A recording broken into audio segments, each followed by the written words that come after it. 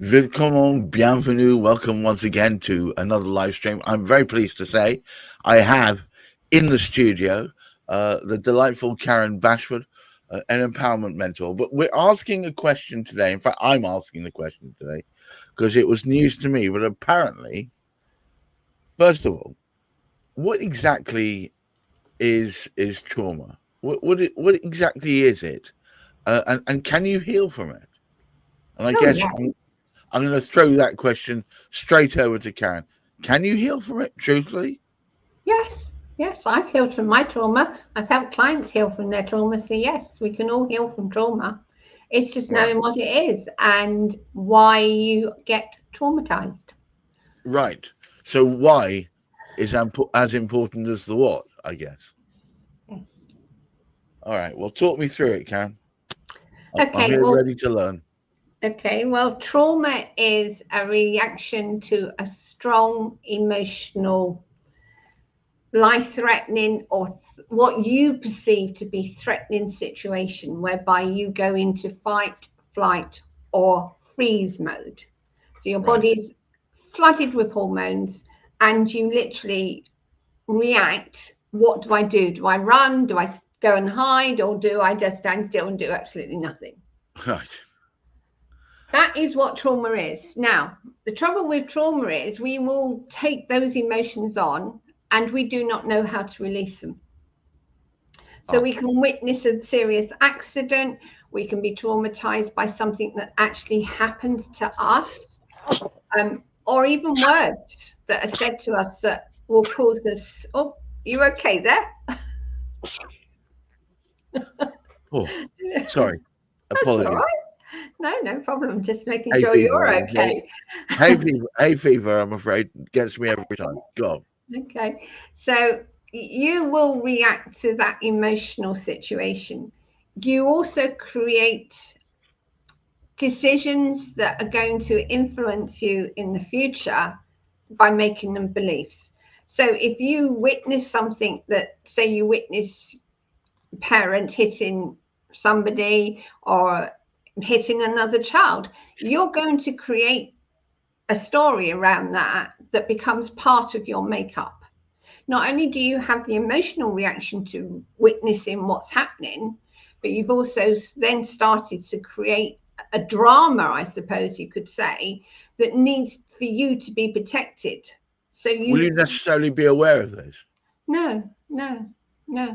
You Oh, don't know what's going on as a child. You won't necessarily know what's going on emotionally or what you're even thinking. All you're aware of is you're frightened. And what do?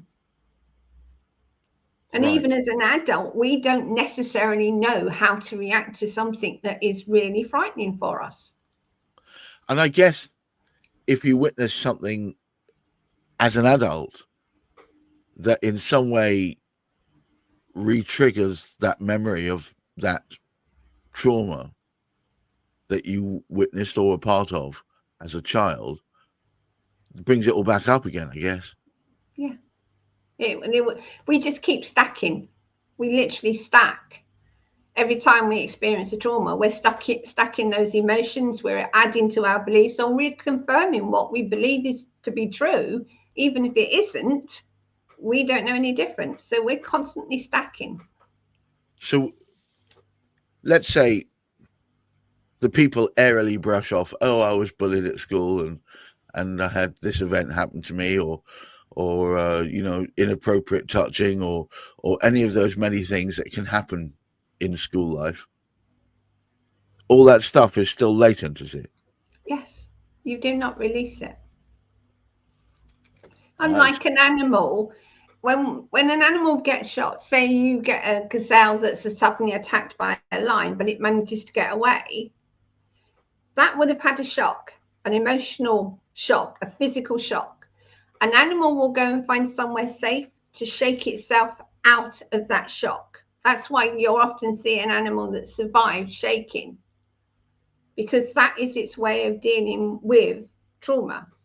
Right. We as humans do not seem to have that ability. We sometimes naturally shake in shock, but that's not necessarily the releasing of what we've witnessed or what's happened to us. I It's guess it's the a adrenaline. bodily reaction. Yeah, that's the adrenaline pumping around, isn't it? Yeah.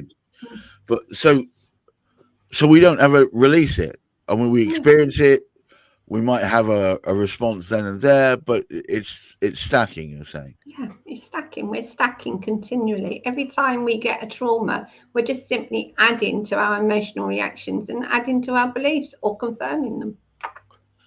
Yeah, it's this belief thing I struggle with, because it's one thing having an experience, it's another thing turning it into a belief on the back of it. Because once you turn it into a belief, it comes almost set in stone, which means, I guess, it informs the way in which you react to something that happens later on in your life. Yes, definitely. Well, that could be disastrous. Absolutely, which is why we need to understand why we do not deal with trauma and why we need to start helping people cope with trauma and releasing trauma. All right, so let me ask this question. Your techniques and your process is designed to help you get past that, I assume.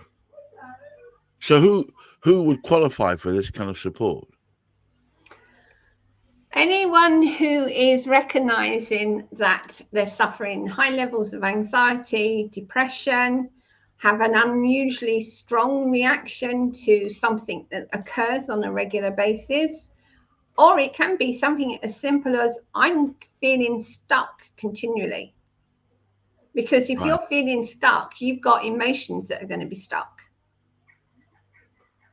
I suppose if you're locked and you're unable to move forward or backward, that's almost putting your life on pause, isn't it? You continually do that. That's very worrying. All right, so to positives, silver linings. There is a way through. Yes, absolutely.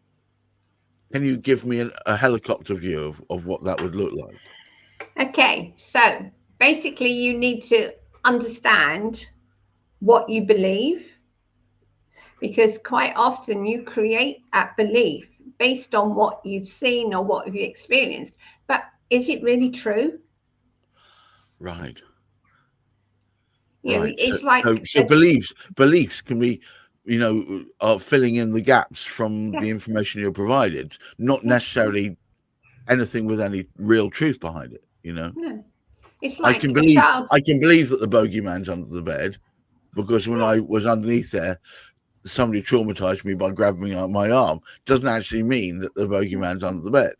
yeah, yeah. Right. Okay. And the trouble is, children now watch so much horror of violence on TV and on videos and things like that. The mind does not know the truth between reality and fantasy. So every time a child watches something violent, it can be believing that it's true and feels threatened by it. Yeah. I thought the more violence there was on TV, the more people it makes it seem normalized. Yeah, but it's not normal to witness that kind of thing, especially at a very young age. You know, if you go into war-torn situations, the children are totally traumatized. But what's being done about it? Very little. And yet they're the ones that will then bring the children up, and they will be passing their trauma on to their children. It must be very much like hard work trying to get people past that kind of undeniable trauma, watching a loved one perish, or seeing war of any kind. Must be very hard to get past. It's very damaging. It's very damaging, but you can get past it, but you need help to do so. So what would be the initial process, at least? Is there, I mean, what are we talking here? Is this talking therapy? Talking therapy can help, certainly, because it allows you to process what you've witnessed or what has happened. But you need to deal with emotions, and talking therapy, whilst acknowledging them, doesn't necessarily release them from the body. You have an understanding of why you're reacting, and then you're given tools to be able to deal with them. But the best way to deal with any kind of trauma is to actually physically get to the point where you do not have that stored emotional reaction or stored memory. You can still have that memory, but you don't need to have that emotional reaction to it. I see. So you kind of acknowledge that it happened, but you don't feel yourself falling into the abyss because of it. Yeah, you're not repeating those emotions. You're not repeating the story. You've disassociated from that memory. Whereas quite often with trauma, we disassociate emotionally, but we don't deal with the emotions. So we're still reacting, but we're not acknowledging our emotions. Because sometimes when you reimagine the original events, it's almost like reliving the whole thing from scratch, isn't it? Yeah, that's the problem. We do that without even knowing sometimes we're doing it.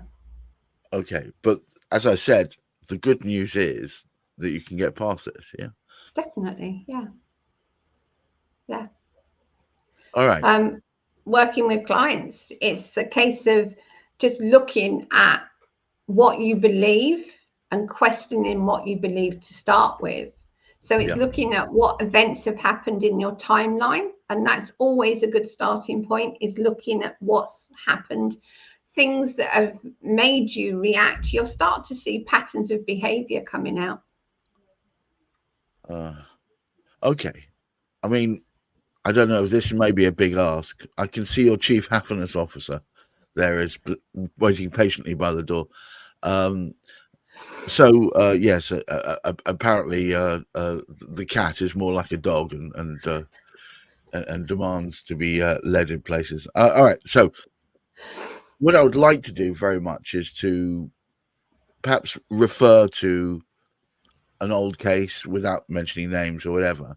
And I'd like to know when they came to you, some of the facets that they were exhibiting, and then perhaps if you give an idea how long it took before they got to the point where they were at equilibrium, if that makes sense. Well, unfortunately, I'm going to use one that could trigger an awful lot of people because it was a woman that was raped by a boyfriend. Oh, God. Yes. Right. Okay.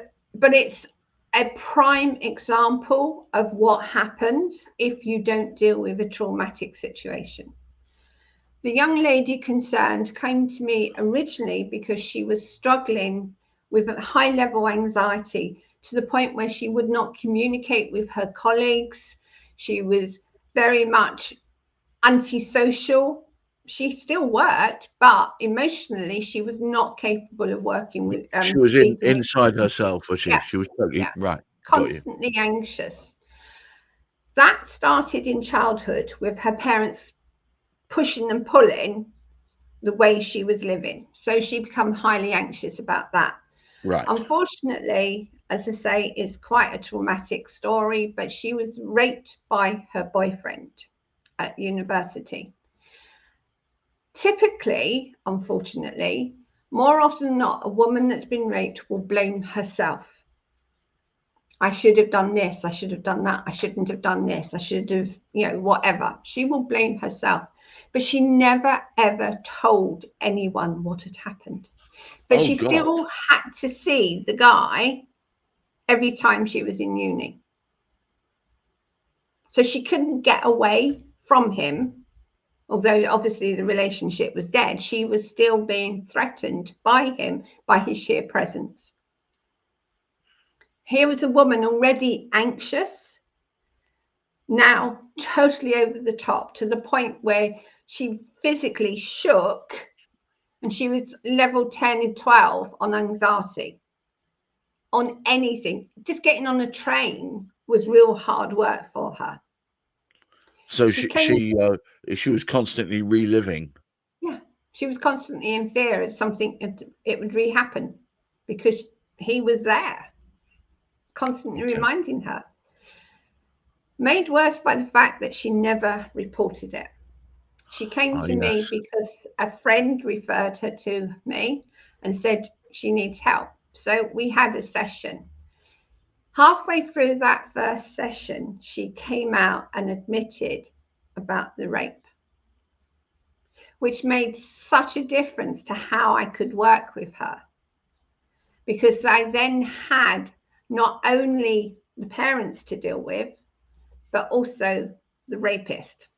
She'd never, ever acknowledged that it wasn't her fault for a start off. Just giving herself permission to realize that that wasn't the case, that she did not do anything wrong, changed things for her. And that, along with some other tools that we used together, allowed her to let go of that rape. So let's cycle forward. How is she now? How is she dealing with life now? Well, the last time I spoke to her, which was after the second session of 90 minutes, she was at level 2 anxiety, and it stayed at level 2 anxiety. Her friend informed me a little later that she was very sociable and that she was more than capable of communicating with other staff members and such like. She changed her stars. Totally. Amazing. All right. Well, look, thank you so much. Can I ask you for a short summary of the position here? Trauma is something we all have to deal with. It happens without us even being aware of it. However, we don't need to keep holding on to it. So the best thing you can do is know yourself and your emotional reactions, or even your emotions, because sometimes we don't even know what our emotions are. And there you go. We don't need to hold on to it. That's the headline I take from this. Thank you once again. Always an education. Every day is a learning day. And every time I speak to Karen, I learn a little bit more. Actually, more about what could happen, and not realizing that they stack up. That was a headliner for me, because I see some people who go through absolute trauma and are able, on the surface, to deal with it. What I suspect they're just stacking it up, and one day, give the right trigger out, it will come.